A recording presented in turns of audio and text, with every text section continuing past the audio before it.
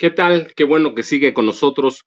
Yo soy Francisco Cruz en el espacio de Vicente Serrano. Vicente, ya sabe, se encuentra con Toño siguiendo la visita del presidente Andrés Manuel López Obrador en San Francisco, a donde se realiza, San Francisco, California, donde se realiza un foro más de la APEC, Foro Asia-Pacífico, que puede ser el último gran evento internacional del presidente mexicano, pero seguimos hoy en la Alianza Contra Línea Sin Censura y tenemos hoy una entrevista en ese espacio, Alianza Contra Línea Sin Censura, con Sósimo Camacho, que ya sabe, siempre me da gusto saludarlo y platicar con él. Es una entrevista, yo digo una entrevista, ¿qué es una entrevista? Mire, Sósimo sabe un buen de cosas, quiere platicar, es una plática más entre cuates. Así que, Sósimo, ¿cómo estás?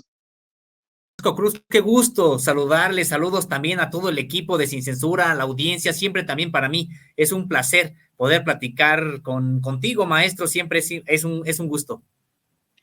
Sósimo, teníamos desde la semana pasada un tema rico, un tema poderoso, que es la lucha o el combate que se ha emprendido en México contra Monsanto. Monsanto Bayer, ¿no? O Bayer Monsanto, una de las empresas líderes de herbicidas en el mundo y de transgénicos que envenenan prácticamente el campo mexicano. Pero hoy tenemos como que una especie de triunfo momentáneo, porque no podemos hablar acá de triunfos definitivos todavía, ¿no?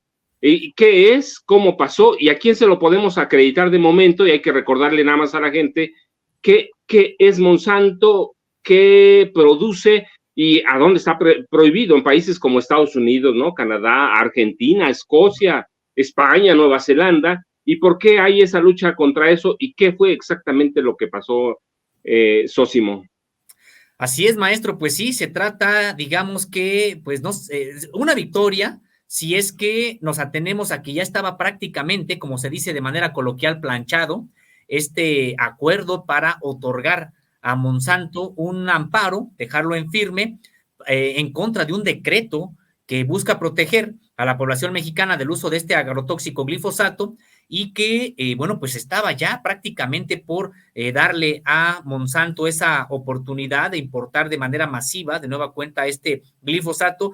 Y decíamos, pues sí, se trata, si lo vemos así, pues sí, de un triunfo porque todo indicaba que ya se iba a salir con la suya Monsanto en este cuarto tribunal colegiado, pero bueno, finalmente, y me parece que gracias a la propia presión social que hubo alrededor cuando se pudo saber qué era lo que iba a ocurrir en ese tribunal, pues entonces hubo no solamente abogados que desde el punto de vista del gobierno federal, sino también de las organizaciones campesinas, de ejidatarios, de comunidades indígenas, pues advirtieron de lo que estaba ocurriendo. Ya nos habíamos referido, maestro, en una charla anterior sobre cómo venía ya una resolución a la que habíamos tenido acceso del propio tribunal, del magistrado ponente Ricardo Gallardo Vara, quien ya prácticamente había pues colocado en su resolución todos los argumentos de Monsanto, había demeritado o incluso excluido aquellos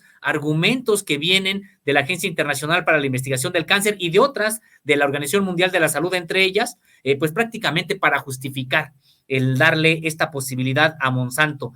Pero la sorpresa no acabó ahí, sino que ya cuando se estaba discutiendo el día de ayer, que se iba a discutir más bien este proyecto de resolución, resulta que al inicio de esta sesión, pues alguien se descuida y aparece en el propio sistema de este Poder Judicial de la Federación que este proyecto había ya sido aprobado y por unanimidad.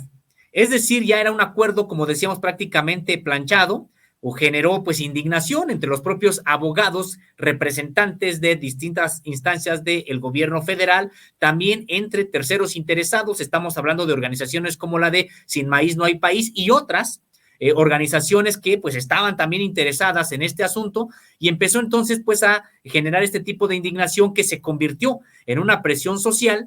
Y entonces lo que ocurrió fue que el propio magistrado ponente terminó por retirar esta propuesta en ese sentido ya no se discutió.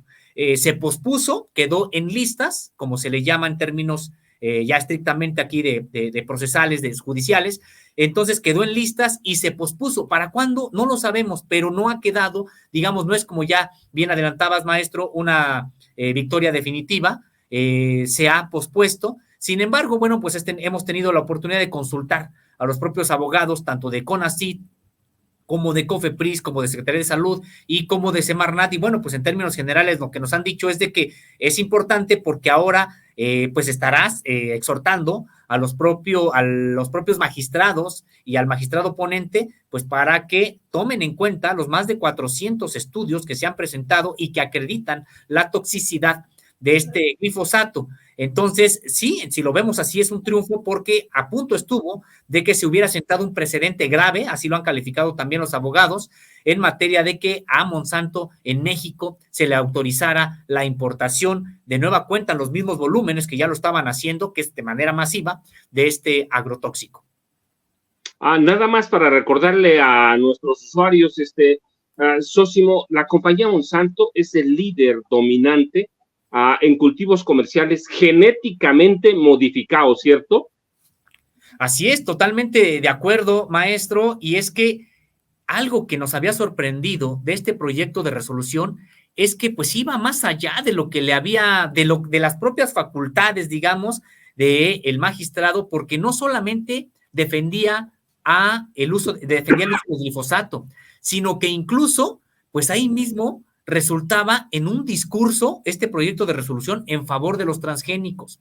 Entonces sí, en efecto, sentaría un precedente muy grave porque no nada más es el uso del glifosato, no nada más es de que se esté utilizando un herbicida conocido popularmente también entre comunidades campesinas como el matatodo, porque tiene este amplio espectro, es decir, sí, mata pues cualquier otro tipo de hierba que no sea aquella que está modificada genéticamente.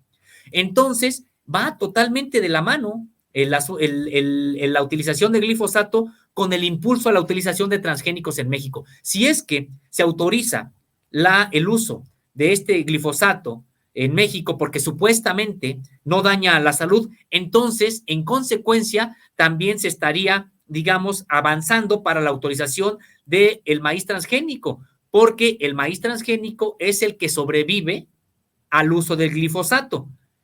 Para desenyerbar, ellos dicen, pues necesitamos usar glifosato, matar todas las hierbas que no sean la planta que nos interesa hacer crecer, y resulta que los maíces criollos aquí en México, pues mueren ante el propio glifosato. Entonces, ¿qué es lo que se está impulsando? Pues la utilización de maíz transgénico, que es el que resiste a la acción de este glifosato. Por eso es por lo que también veíamos pues de manera muy sospechosa en esta resolución, no solamente un discurso a favor del uso del glifosato, sino a favor del maíz transgénico. Es que parecía, y lo dijimos ya en este espacio, parecía que hubiera sido Monsanto la que hubiera dictado esa resolución, utilizando incluso frases textuales de algunas de las campañas propagandísticas, publicitarias de Monsanto, que buscan colocar en la opinión pública que el glifosato es inocuo, que no se ha comprobado que tenga algún efecto dañino al ambiente y a la salud humana, cuando decíamos, bueno, pues hay ya muchos estudios al respecto, y sí, en efecto,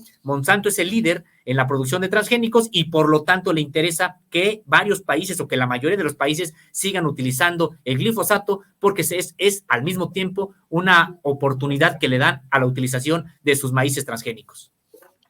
Mire usted, ¿qué quiere Monsanto? Quiere que la exenten, lo que dice Sósimo es bien importante, quiere que la exenten de un decreto presidencial que busca un decreto para eliminar en México el uso de glifosato, el maíz transgénico, pero Monsanto es un jugador, como lo decíamos, es el líder mundial que promociona agresivamente tecnología y el uso de pesticidas como el matatodo, le dice Sósimo y tiene razón, que promociona agresivamente, y hoy se guarda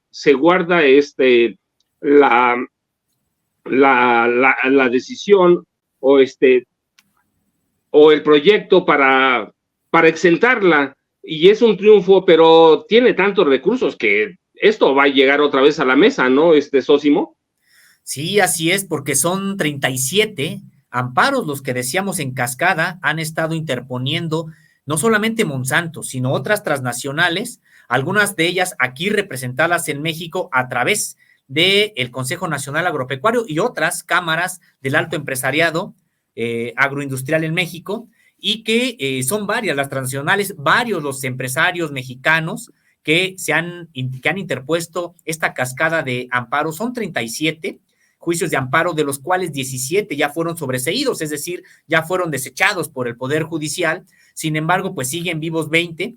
Los que preocupan es este de Monsanto, que se estuvo discutiendo y que, bueno, que ya no se discutió en el pleno de este tribunal, cuarto tribunal colegiado, pero estará discutiéndose próximamente. Hay otro también en los cuales ya en una primera instancia le han dado la razón a otra empresa, Belcimex, esta empresa mexicana, también para que pueda importar el glifosato que quiera prácticamente, pero que ha sido combatido y entonces tendrá que ser resuelto de nueva cuenta, es discutido por magistrados este amparo para ver si quedan en firme o no estos favores que ya ha obtenido algunas empresas de la justicia mexicana. Entonces, sí, en efecto, esto no es algo que ya haya concluido, ha sido una buena noticia lo que ocurrió el día de ayer, y señalar que si pudo concretarse por lo menos que se pospusiera esta discusión, pues fue gracias a que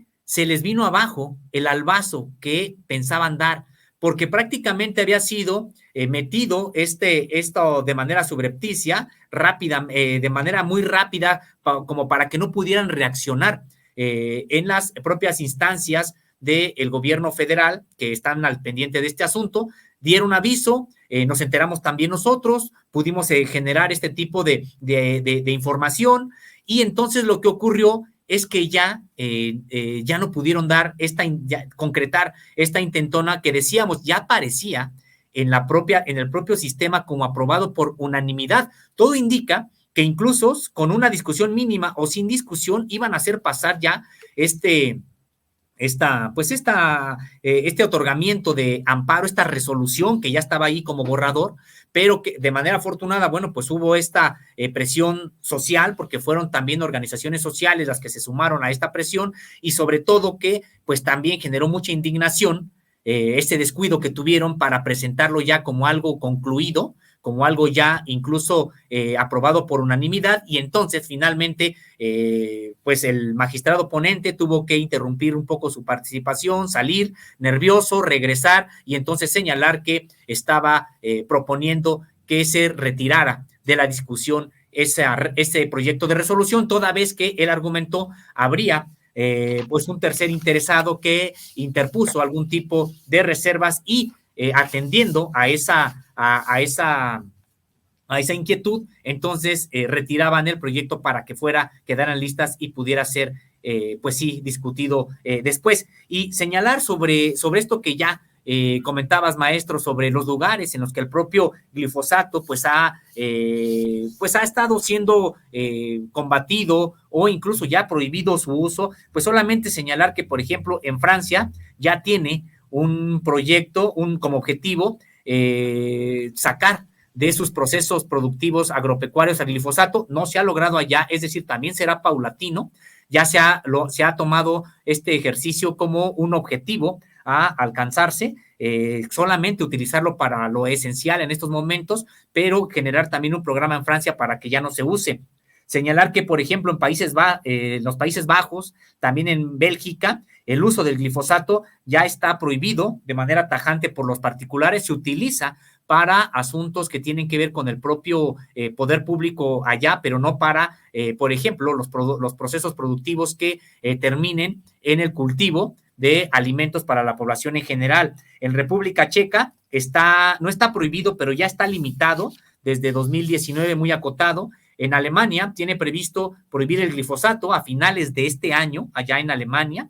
Incluso, por ejemplo, en Vietnam, ya en abril de 2019, anunció la prohibición de uso, y en todos los demás países, por ejemplo, de la Unión Europea, se está revisando de qué manera pueden irlo también sustituyendo, además de que ya ha perdido juicios importantes, por ejemplo, en Estados Unidos, que llevó incluso a pagar pues una suma millonaria a personas que pudieron mostrar la relación que tuvo el desarrollo de cáncer con la exposición a pues a este herbicida altamente tóxico. Entonces, mientras en varias partes del mundo ya se está sacando el glifosato, pues resulta que aquí en México ya habían encontrado los señores de Monsanto una puerta en el Poder Judicial para que se siguiera utilizando de manera masiva en este país.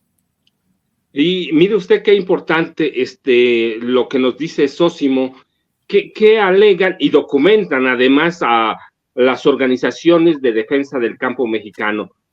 Monsanto y su herbicida, el glifosato, atentan contra los derechos humanos de la población a un ambiente sano, más allá de la alimentación, a la biodiversidad, a la salud, a una alimentación adecuada. Pero la pregunta que me lleva, promueven la resistencia a pesticidas, el glifosato, y eso eventualmente puede acabar con el campo mexicano, ¿no, Sósimo?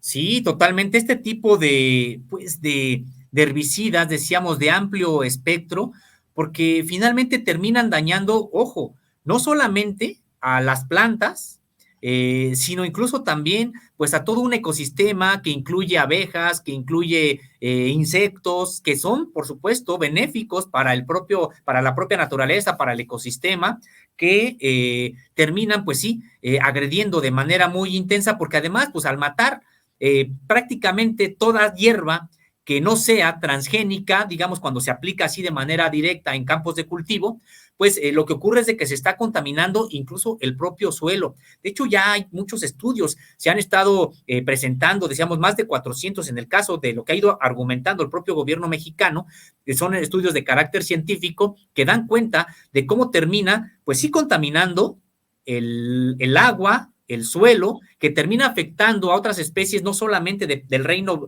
vegetal, sino del reino animal también, y que incluso terminan el propio glifosato hasta en leche materna, en algunos otros fluidos corporales, etcétera, es decir, como muestra de que están presentes en el organismo. Entonces, y por supuesto hay muchos ya estudios que están señalando esta relación entre el propio cáncer y el desarrollo de cáncer y el uso de glifosato, que decíamos, por mero principio precautorio, el propio Poder Judicial estaría obligado a suspender su uso. Ya ni siquiera consultando estudios contundentes de carácter científico, como ya los hay, pero ni siquiera consultándolos, tan solo con el principio precautorio de señalar aquí hay un producto que pudiera afectar la salud de la población mexicana, el Poder Judicial tendría que suspender su uso mientras se realizaran las propias investigaciones correspondientes. Aquí lo que indigna y lo que preocupa es de que incluso ya habiendo este tipo de estudios científicos, aquí el Poder Judicial todavía sigue reproduciendo el discurso de Monsanto, y ya lo comentábamos, muy sospechoso porque se trata de un discurso muy similar al que en su momento generaron las propias tabacaleras y que durante mucho tiempo estas tabacaleras, ya a sabiendas que fumar causaba cáncer, seguían diciendo que no había estudios concluyentes, seguían diciendo que en realidad el tabaco era inocuo, que había otro tipo de productos químicos que sí eran dañinos y el tabaco no, etcétera. Ahora ya sabemos eso. Hubo incluso investigaciones periodísticas realizadas en varias partes del mundo de manera destacada, por ejemplo en Estados Unidos, donde dieron cuenta de cómo las propias tabacaleras pues ya sabían que que era un producto dañino, pero en aras de mantener sus altas tasas de ganancia, pues entonces ocultaban, incluso contrataban a algunos científicos que se prestaban a poner en cuestionamiento los estudios que señalaban ya la relación entre el cáncer y el consumo de tabaco, etcétera, y que decíamos, pues mucho tiempo después tuvieron que aceptarlo. En este caso estamos en algo muy similar, en el que ya hay muchos estudios que dan cuenta de la relación entre el cáncer y el glifosato, pero todavía pues está esta industria con un discurso diciendo que no hay todavía pruebas contundentes. Probablemente ya en próximos años será algo juzgado, no sujeto a discusión, pero mientras tanto pues tratan de salvar sus ganancias y todavía estamos pues siendo objeto de este tipo de campañas, que es algo muy grave porque incluso podría ser más grave que el consumo de tabaco, porque la utilización de este tipo de producto que queda presente en los alimentos, pues es de consumo todavía más masivo y además de consumo indiscriminado de las propias poblaciones. Es decir, si es que el tabaco en su momento, pues estaba destinado a determinados sectores de la propia población, hasta incluso por edad, etcétera, pues en el asunto del glifosato se consume incluso sin saber que se está consumiendo glifosato por la presencia que queda en los alimentos a los que tienen acceso desde recién nacidos hasta las personas de la tercera edad. Entonces, se trata, me parece, de un asunto incluso peor todavía que en su momento la campaña que generaron las tabacaleras cuando decían que su producto era inocuo, a sabiendas de que ya había estudios que de manera contundente relacionaban el desarrollo del cáncer con el consumo de ese producto. Y mire usted, le voy a resumir algunas cosas que hemos platicado, que nos ha platicado Zósimo, y que son en realidad eso, y es lo que concluyen los científicos. Los genes de ingeniería genética tienen la mala costumbre de aparecer en cultivos no modificados genéticamente, y cuando eso pasa, los agricultores pagan el alto precio en la salud, y extender esto en el monocultivo nos llevaría a afectar la producción agroalimentaria mexicana, ¿es cierto, Zósimo? Así es, porque hay que recordar que venimos de un modelo agropecuario que vino prácticamente a matar el campo mexicano. Tendríamos nosotros que recordar que hasta antes de la implantación a ultranza del neoliberalismo, pues México era autosuficiente en algunos alimentos que pues son incluso base de la propia dieta de la población mexicana. Estamos hablando, sí, del maíz, estamos hablando, por supuesto, también del frijol, de la calabaza, etcétera, de una serie de alimentos de los que México durante mucho tiempo no solamente incluso fue autosuficiente, sino que además lo que se producía en el país alcanzaba para vender al exterior. Con la llegada prácticamente del neoliberalismo y un nuevo modelo de producción en el campo, ¿qué fue lo que ocurrió?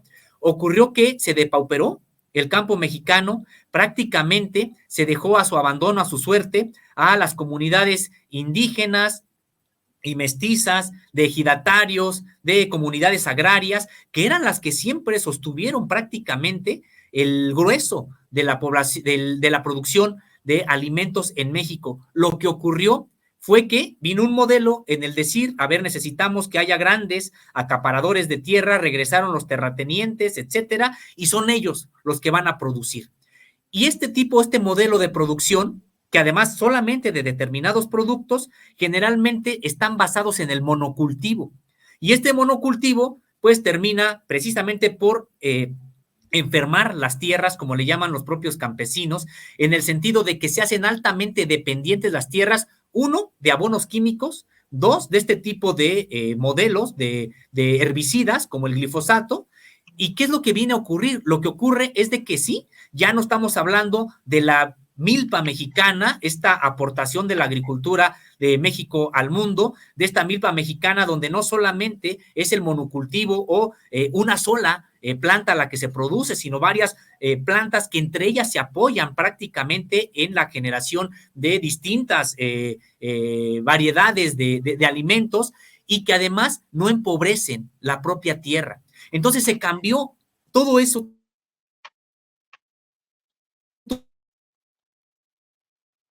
Como que, mire, como que tuvimos todo eso se cambió prácticamente en México, se impulsó desde el modelo de cultivar la tierra. ¿Y qué fue lo que ocurrió? Lo que ocurrió es de que empobrecieron la tierra y generaron este modelo donde están fuera las comunidades indígenas, los ejidatarios, las comunidades campesinas, y decíamos, pues sí, le apuestan al monocultivo que al mediano y sobre todo a largo plazo, pues empobrecen la tierra, matan la variedad, la diversidad de plantas, y lo que ocurre es que finalmente, pues sí, empobrecen y terminan poniendo en riesgo la seguridad alimentaria de cualquier país. Antes de que pasemos a la otra pregunta, mire, tuvimos un problema momentáneo, fue de segundos, pero estuvimos bien de regreso. Monsanto es quizá la empresa de ese ramo de herbicidas que gasta más que cualquier otra de agroindustria en cabildeo para presionar en este caso, por ejemplo, al Poder Judicial mexicano para que aprueben todo lo que se hace, aun si atenta contra la soberanía alimentaria de un país. Y tenemos muchos temas, pero antes de ese, parece, Sósimo, que la única forma de combatir a empresas o grandes monstruos como Monsanto es a través de las organizaciones sociales. ¿De qué otra forma podemos hacer presión cuando tenemos a un poder judicial que parece entregado a grandes organismos como ¿no?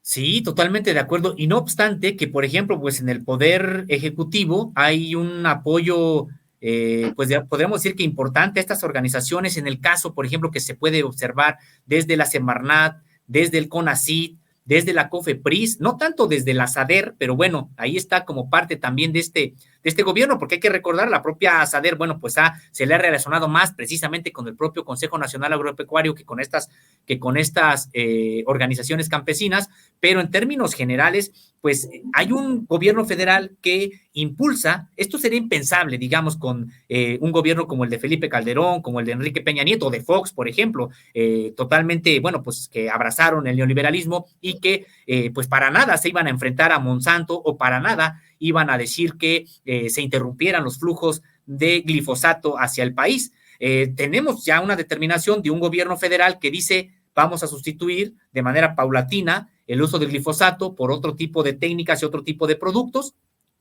Y sin embargo, a pesar de que hay la voluntad, digamos, de un gobierno federal en ese sentido, pues vemos que Monsanto todavía ha tenido la oportunidad pues de seguir imponiendo determinadas, por ejemplo, en este caso, interponer amparos. ¿Y a raíz de qué? Pues de que en efecto, pues habrá ya un poder ejecutivo con una visión distinta, pero el poder judicial sigue en lo mismo. Es impresionante lo que ocurre en el poder judicial porque ha generado mucha indignación este proyecto de resolución, porque parecía que lo había dictado Monsanto. Incluso el propio magistrado ponente, sin tener conocimientos en materia de ciencia, conocimientos científicos, él, no sabemos desde qué posición, desechaba lo que argumentaba la Agencia Internacional de Investigación sobre el Cáncer, por ejemplo, o estudios de la Organización Mundial de la Salud. Él los echaba, los daba por la borda como si él tuviera algún tipo de autoridad académica en ese ámbito, y en cambio, pues asumía como verdad lo que pues, prácticamente los postulados propagandísticos de Monsanto, y eso era lo que ya se había trasladado a esa resolución.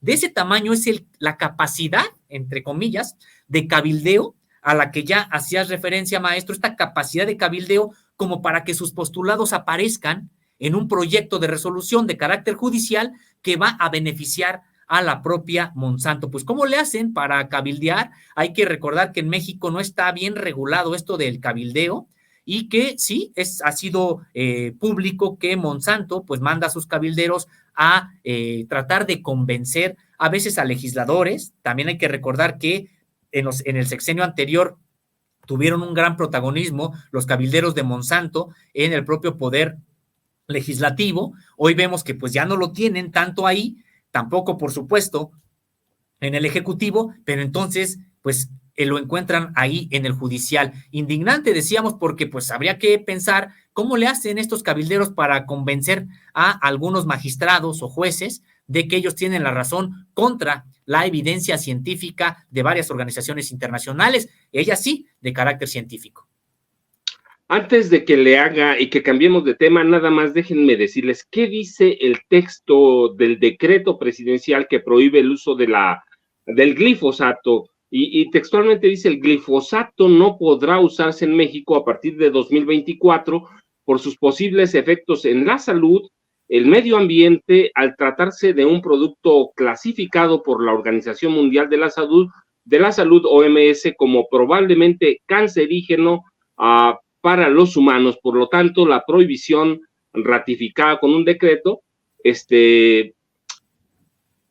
vital para el sustento del campo mexicano. ¿Qué va a pasar? Bueno, tendremos que ver en los próximos días, semanas, quizá guardar momentáneamente el proyecto de resolución, no resuelve todo, es más, no resuelve casi nada, pero es muestra que la presión sobre la presión de organizaciones no gubernamentales, organizaciones del campo, pues puede dar efecto, puede surtir efecto, puede impactar en los magistrados, más allá de que pudieran comprarlos o venderse a corporaciones como Monsanto, pero tenemos aquí a Sósimo, no podemos dejarlo, y tenemos otro tema que Contralínea lleva también en los últimos días, en las últimas semanas, que es el cambio de elección, bueno, no sé si fue una elección real, Sósimo, en la Universidad Nacional Autónoma de México con un nuevo rector, pero ¿qué representa la elección de Leonardo Lomelí o nombramiento de Leonardo Lomelí Vanegas como nuevo rector de la UNAM? No me atrevo a decir que fue una elección porque parece que todo ya estaba bien arregladito, ¿no, Sósimo? Que va para mantener el status quo, los mismos grupos, el grupo que controla hace décadas a la UNAM y que no parece haber ningún cambio, ¿no?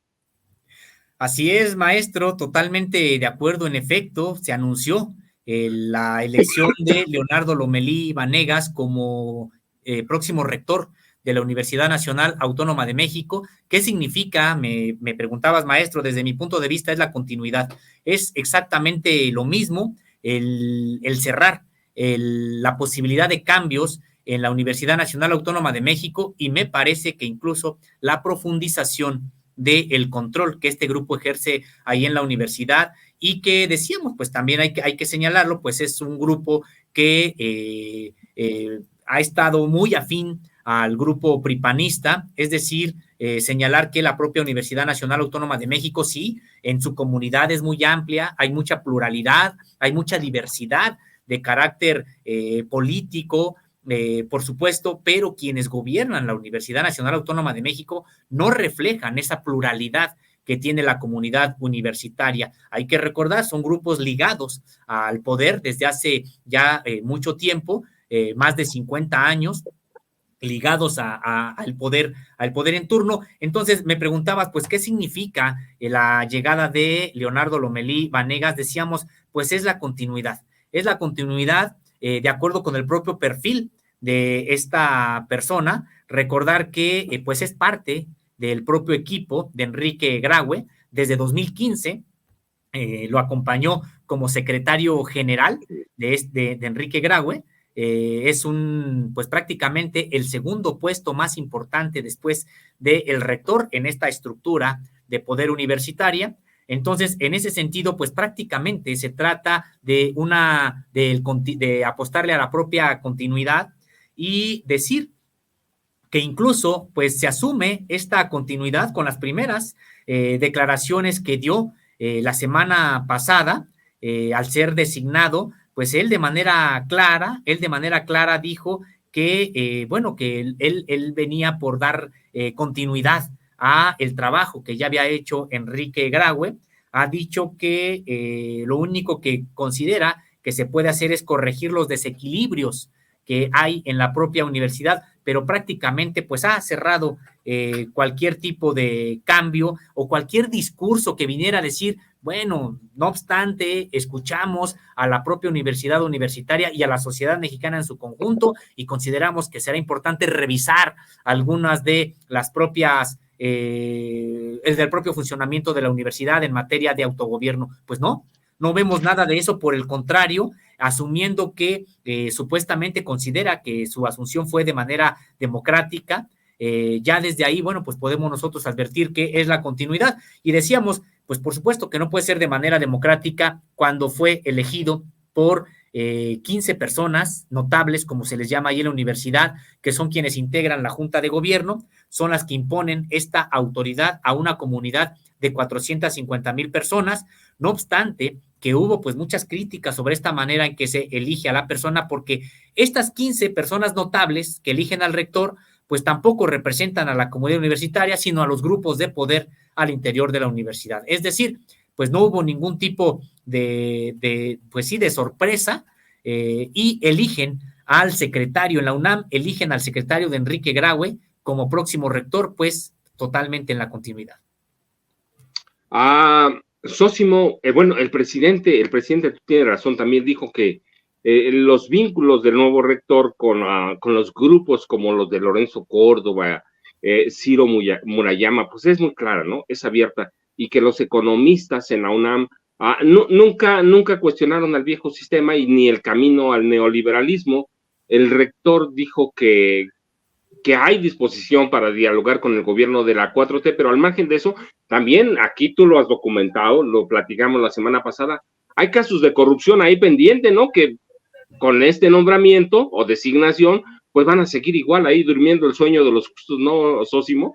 Sí, totalmente, maestro. Es impresionante el nivel también de impunidad que prácticamente se le garantiza a estos grupos, de los cuales ya se ha documentado los casos de corrupción en que han incurrido, y que prácticamente pues hay un silencio absoluto de la propia universidad, no referirse al tema, no dar entrevistas a pesar de los documentos con los que se cuentan.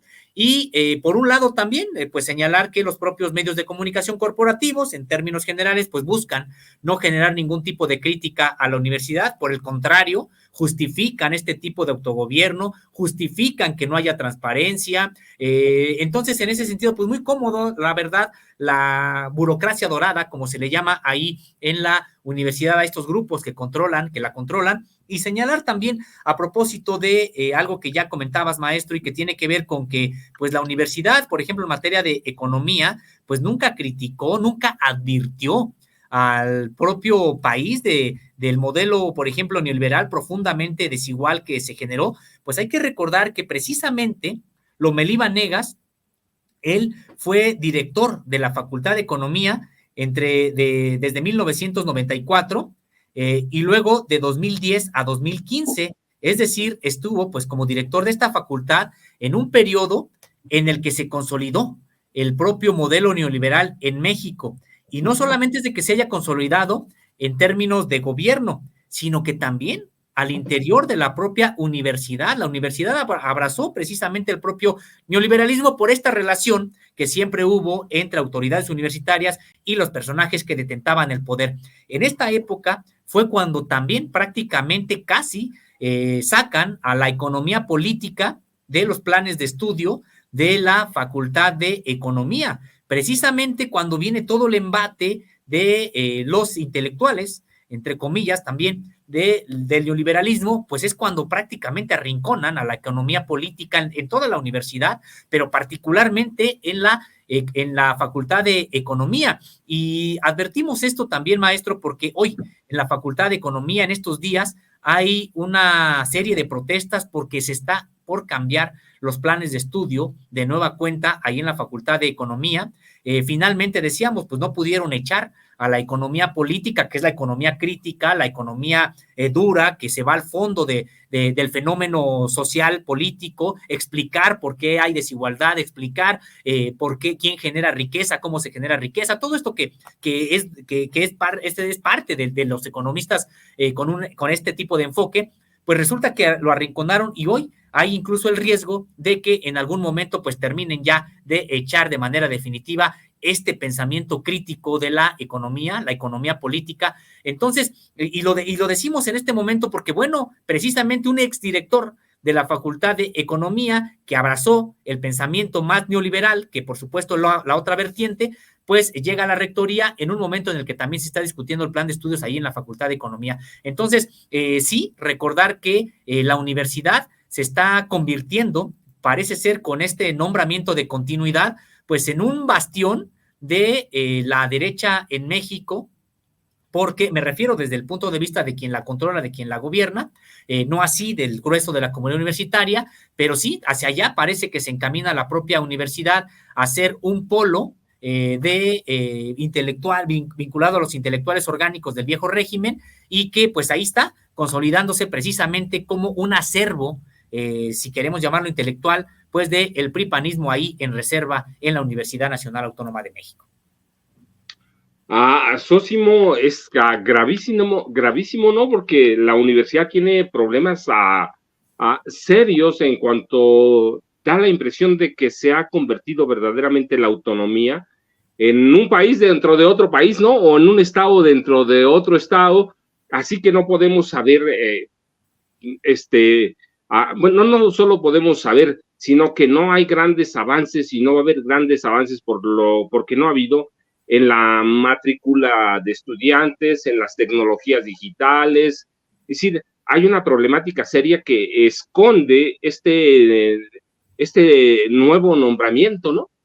Sí, totalmente. Y es que ellos se amparan, como ya comentabas, maestro, en la propia autonomía o en decir, este es un argumento que cada rato lo están esgrimiendo y que ya lo esgrimió incluso el propio nuevo rector, que entrará en funciones próximamente. Ha dicho, es que no puede haber democracia en una institución académica porque la ciencia no se pone a votación. Pues si no estamos pidiendo que voten acuerdos científicos, lo que estamos nosotros pidiendo que se vote es los cargos que son de carácter administrativo. El rector, todos los demás puestos que uno pudiera enlistar, pues no van a votar o van a decidir si algo tiene carácter de ciencia o no. Ellos están ahí para ejercer un cargo de carácter político administrativo y por lo tanto, en ese sentido, pues sí, deberían de ser sujetos de una votación. Hay quienes dicen, no, es que es una institución académica y la ciencia no se pone a votación. Pues si nadie está pidiendo que se ponga a votación la ciencia, sino el ejercicio público al interior de una universidad. Eso por un lado. Y por otro decíamos, pues sí, la universidad viene adoleciendo de varios asuntos que tienen que ver con la falta de transparencia y en este sentido, pues ni siquiera hay la idea de decir, vamos a revisar la manera en que la universidad se gobierna, para entonces generar estas opciones de rendición de cuentas reales. Entonces, vemos que no hay ni siquiera esa intención de decir, oye, vamos a reflexionar sobre si la manera que heredamos de la Edad Media, porque es eso, de gobernar a la universidad, pues ya la tenemos que ir poniendo al día. Será importante que haya otro tipo de órganos colegiados. Tal vez no quieren abrir la discusión al grueso de estudiantes y de trabajadores y de investigadores y profesores porque los consideran menores de edad, eso pareciera ser en el caso de las autoridades universitarias, pero entonces abrir otro tipo de representación, incluso pues indirecta, pero que ya involucre a mayor número de universitarios, no a 15 que están decidiendo quién es rector, quién es director de un instituto, director de una facultad, director de un colegio, etcétera. Así es como se eligen las autoridades en la universidad, a través de esta junta de gobierno, que a su vez los integrantes son propuestos por el rector y nombrados por el consejo universitario, en el que también dominan las propias autoridades. Por eso decíamos, se trata de que se están pasando el poder entre ellos, y ellos dicen, no, hay democracia, porque mira, sí, son 15 nada más los que eligen al rector, pero esos 15 son electos por el Congreso Universitario. Lo que no dicen es que ese Congreso Universitario elige a esos 15 por una propuesta del propio rector y el Congreso Universitario a su vez también está controlado por las autoridades. Por supuesto que así es como han conservado el poder por tanto tiempo, porque solamente se lo están pasando entre ellos. El rector incide en los que integran la Junta de Gobierno. La Junta de Gobierno elige al rector. Entonces, así es como se están pasando prácticamente, es como encontraron esta manera que ellos dicen que le da estabilidad a la universidad. Pues yo no sé si a esto le podamos llamar estabilidad o autoritarismo. Ellos incluso le llaman autonomía y no, pues la autonomía es otra cosa, pero bueno, es parte del discurso para justificar esta manera en que se gobierna la universidad hasta pleno siglo XXI. Sósimo, ahora que hablas de discursos y de estabilidad, el presidente dijo algo que a mí me asustó en lo personal, yo creo que debía asustar a cualquiera. Dice que de seguir ese proceso que sigue la universidad y ese desarrollo que tiene, si ya algunas instituciones dentro de la UNAM están manejadas por egresados del ITAM, al rato, ¿qué vamos a tener? Vamos a tener a toda la universidad controlada o manejada por personas que ni siquiera estudiaron en la universidad y que tienen otras visiones. Es decir, la universidad no tiene profesionales capacitados para dirigirse a sí misma, sino que necesita egresados de otras escuelas superiores que han hecho un desastre del país, como el ITAM, ¿no? Tenemos todo el gobierno de Carlos Salinas de Gortari, de Cedillo, todos los itamitas, ¿vale? Es una especie de mafia que controla esa institución y al rato vamos a tener eso, ¿no? Sósimo. Sí, es que es impresionante lo que ocurrió en la Universidad Nacional Autónoma de México, como si la universidad, con todo el prestigio y sí la calidad que tiene, necesitara de otro tipo de académicos que vengan a gobernarla, porque además es eso lo que empezó a ocurrir. Académicos de otras instituciones de educación superior privadas son las que empezaron a obtener puestos, posiciones de poder al interior de la universidad. Y esto pues demuestra precisamente cómo la universidad pues siempre estuvo pues prácticamente bajo la órbita de quienes gobernaron el país durante mucho tiempo. Por eso que ahora dicen es que se está tratando de atentar contra la universidad al tratar de democratizarla. No, pues si el atentado contra la autonomía ya está ahí, está patente precisamente en este tipo de nombramientos de autoridades que ni siquiera provienen de la universidad, como si la universidad no tuviera los cuadros correspondientes para gobernarse a sí misma. Pero es que lo que ocurrió es que en este amaciato con el poder en turno en los sexenios anteriores, pues hay que recordar, la mayoría de los funcionarios de los gobiernos anteriores del neoliberalismo, pues eran precisamente del ITAM, del TEC y de otras instituciones de educación superior privada. Pues entonces los empezaron a colocar también en la universidad y son ellos los que empezaron a generar esta suerte de transformación o intento de transformación de la universidad, quitarle a la UNAM. Hay que recordarlo también lo que hubo en este periodo ya del neoliberalismo en la UNAM, quitarle el carácter popular a la universidad, quitarle el carácter, pues sí, incluso público con el cobro de cuotas, el tipo de proyectos que tenían para la propia universidad que pues avanzaban en la propia privatización, elitización, y no en términos académicos de la universidad, sino una elitización en términos incluso económicos, un modelo de universidad que ellos siempre estuvieron pues presentando muy tendiente hacia la propia privatización. Y decíamos, porque sí, la universidad, algo que sobrevive de la universidad y tenemos que felicitarnos por ello, pues es que entre sus comunidades académicas, estudiantil y de trabajadores, pues sí, hay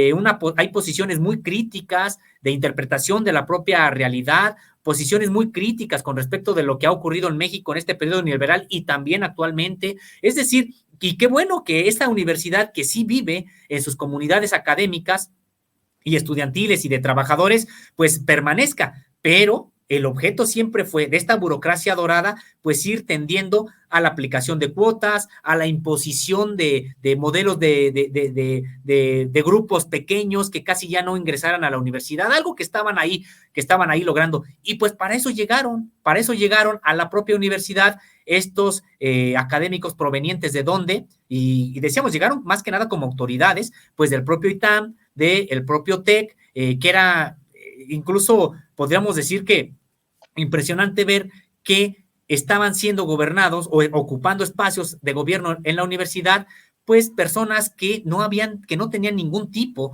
de relación con la universidad previo y que incluso despreciaban la propia educación pública. ¿Cuántos funcionarios que provienen del ITAM y de otras instituciones de educación superior y que están en la UNAM en realidad desprecian la educación pública, no creen en la educación pública? Entonces, y están ahí algunos pues dando clases, algunos también como autoridades decíamos, pero precisamente son herencia en la universidad de estos gobiernos también pripanistas del neoliberalismo reciente.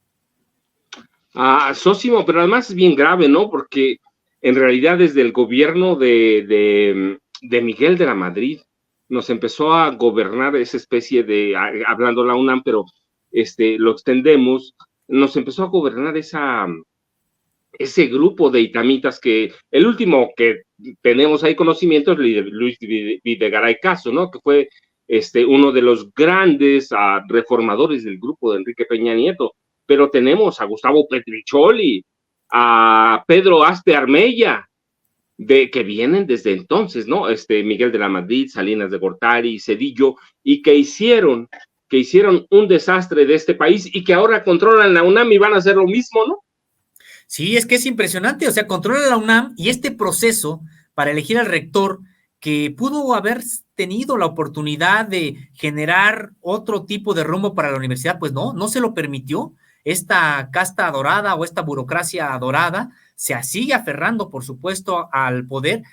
Y lo grave no solamente es que pues demerita la propia universidad, hay que recordar cómo incluso recientemente pues precisamente este grupo que controla la universidad metido en política, pues vimos de manera pues muy desvergonzada enmendarle la plana a Xóchitl Gálvez, pero en beneficio de ella, prácticamente diciéndole, mira, pues tú reconociste que plagiaste públicamente, pero no es cierto, no plagiaste, mira, prácticamente es lo que se le dijo a Xóchitl Gálvez, solamente acomoda bien estas citas, vuélveme a entregar el trabajo y ya está a salvo tu propio título que te otorgamos. ¿Y esto a razón de qué? Pues de que la UNAM, con esta burocracia dorada, está metida en política. Eso es lo que realmente le hace daño a la propia universidad, le hace daño el papel en la que la han puesto, decíamos, la propia burocracia dorada, mientras que investigadores de todos los ámbitos, de las ciencias duras, de las matemáticas, de la física, también de las ciencias sociales, investigadores, estudiantes, profesores, pues la ponen en alto, es considerada, y qué bueno que así sea, y nos enorgullecemos de eso, entre las más importantes, no solamente de América Latina, sino de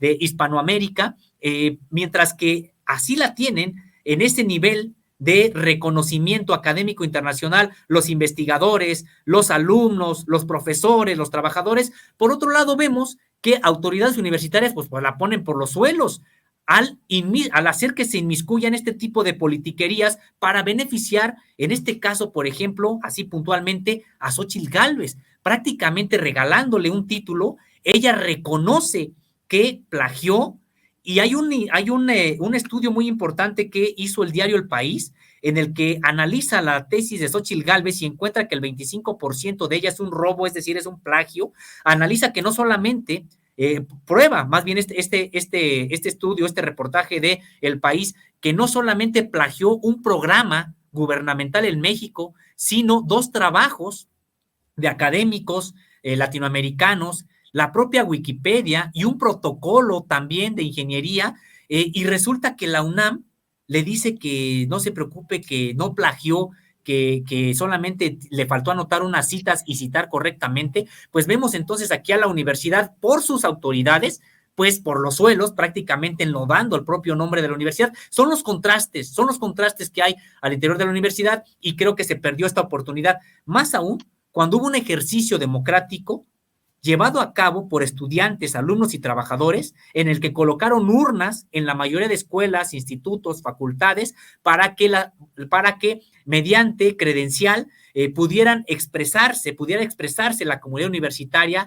Ahí sí logró más de 10,000 votos en este proceso, que fueron a entregarse ahí a la Junta de Gobierno, y pues la Junta de Gobierno no solamente los ignoró, sino que incluso cuando estaba este ejercicio, la universidad emitió un comunicado para desautorizar ese ejercicio, para que no se votara, para que no fueran diciendo, pues la universidad no ha organizado nada de eso, y contra viento y marea se manifiesta gran parte de la comunidad universitaria, y finalmente la Junta de Gobierno pues echa al cesto de la basura más de 10,000 opiniones de universitarios. Decíamos que entonces pues sí genera, eso es parte de estos contrastes que hay en la universidad.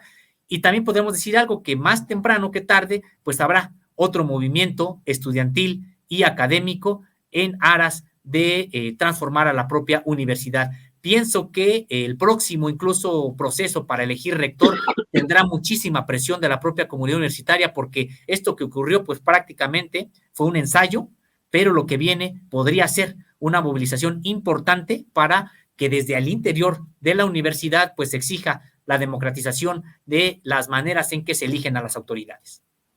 Sósimo, con todo esto que nos platicas, la verdad es que entonces podemos decir que, si bien es cierto que en el Frente Amplio Opositor, bueno, el neoliberalismo está vivo, el neoliberalismo está más vivo que nunca en la UNAM, ¿no? Y no tenemos para cuándo ver la salida, como tú dices, solamente a próximo rector o próximo proceso de selección de nuevo rector, pero ahorita podemos decir que el neoliberalismo vive en la UNAM.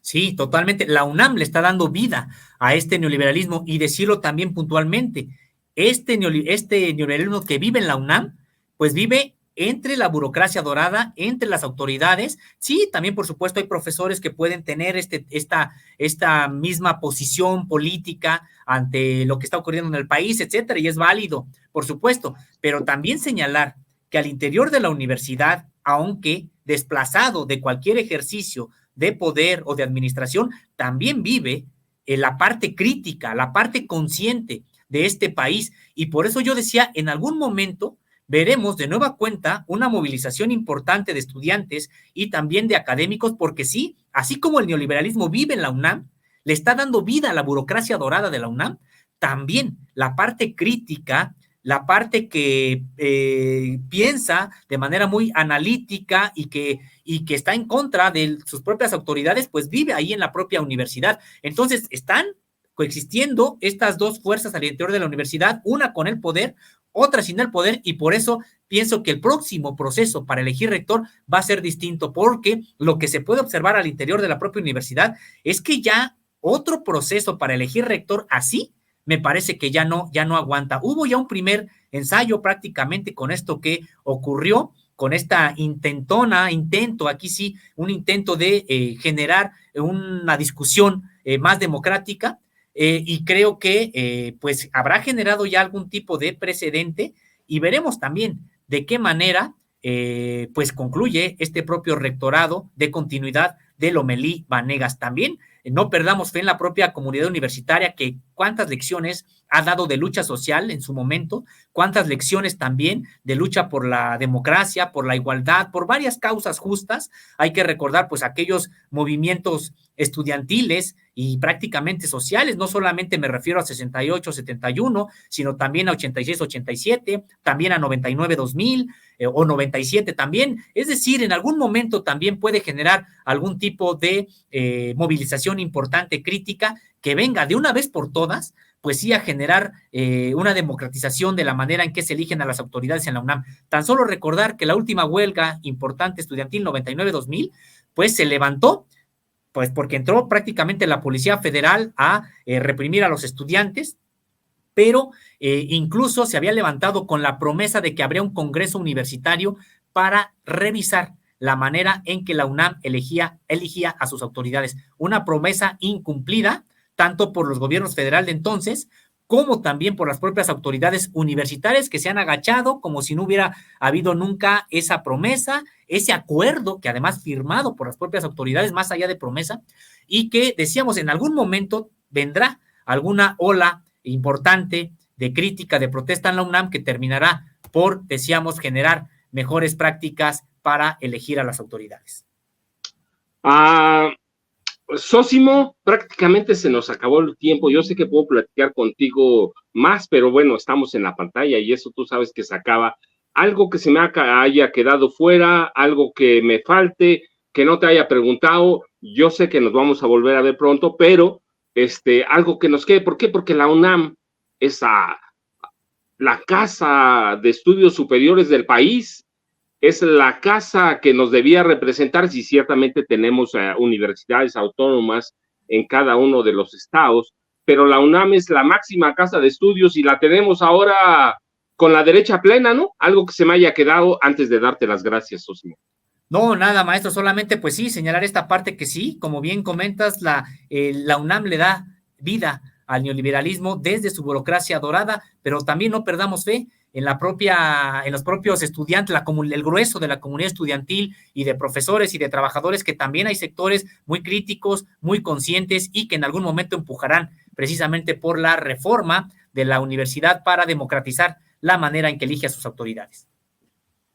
Miren, nada más antes de que nos vayamos y darle las gracias a Sósimo, ¿quiénes son de los, cuando el presidente dice que algunas instituciones de la UNAM lo controlan los itamitas, quiénes estudiaron ahí, entre otros, sí? Emilio Lozoya Austin, Luis Videgaray Caso, José Antonio Meade Curibreña, Ernesto Cordero, todos aquellos economistas que echaron a perder este país. Sósimo, ¿a dónde te buscamos? ¿A dónde? Por favor, busquen Contralínea, de veras.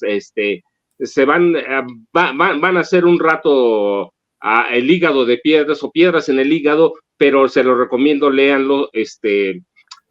Contralínea es una revista de investigación muy, muy antigua, y van a encontrar esos temas que platicamos con Sósimo, los van a encontrar escritos, los van a guardar y los van a tener los van a poder almacenar y tener para sus archivos personales, que yo les confieso, yo los uso muy a menudo. Así que, Sósimo, ¿a dónde te encontramos? ¿A dónde te buscamos? Pues muchas gracias, maestro. A mí me encuentran en X Twitter como @Sósimo_contra. También estoy en Facebook como Sósimo Camacho. Y por supuesto, les invitamos a que consulten ahí los contenidos de todo el equipo de Contralínea. Estamos en www.contralinea.com.mx y también les invitamos a que nos acompañen en los espacios que tenemos en las plataformas, en redes sociales. Tenemos un noticiero en el que estamos de lunes a viernes en punto de las 10 de la mañana y hasta el mediodía. Ahí nos encuentran en Twitter, decíamos, también en Facebook, Instagram y TikTok como Contralínea, y como Contralínea Audio en Apple Podcast, Spotify y iVoox.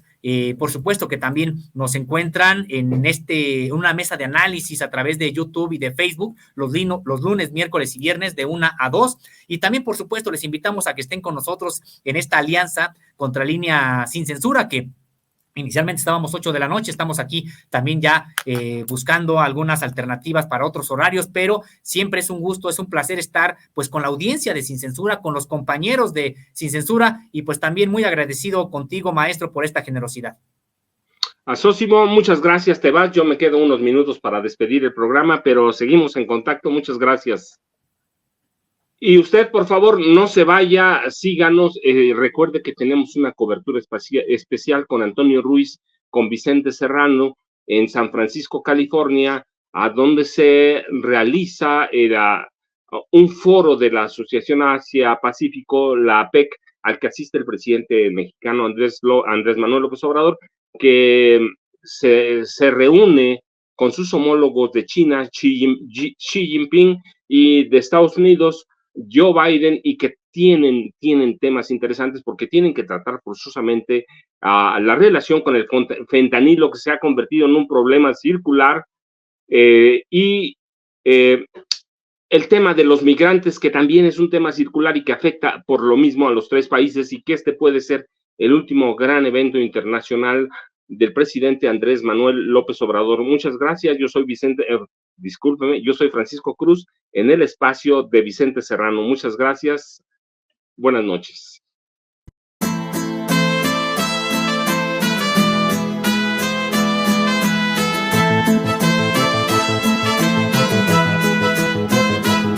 Hay una prensa que aplasta el pensamiento y asegura la paz para el tirano, prensa basura. Hay otra prensa que es luz y claridad en la noche oscura. Hay quien tiene remedio y hay medio sin cura. Hay una prensa que nutre la perfecta dictadura y le declaró una guerra abierta a la cultura. Hay otra prensa dispuesta a enfrentarse a esta locura, sincero, sin pero, sin miedo y sin censura. Hay una prensa sin vergüenza que dispensa ofensas a una masa densa que desconoce qué piensa. Si cambia de discurso buscando que no se note, porque no llegó la pauta, la payola ni el chayote. Corporaciones contabilizando acciones a la hora de esconder o pregonar sus posiciones, dejando trascender suposiciones, chimentos o pariendo mentiras sin ningún remordimiento. La libertad de prensa, la libertad de empresa, la libertad expresa de los dueños de la imprenta, propensa a dar batalla en pos de su codicia a quien venga y dé la talla en la lucha por la justicia. Desquicia, son mentiras, no noticias, pero hay otra prensa de verdad que no es ficticia.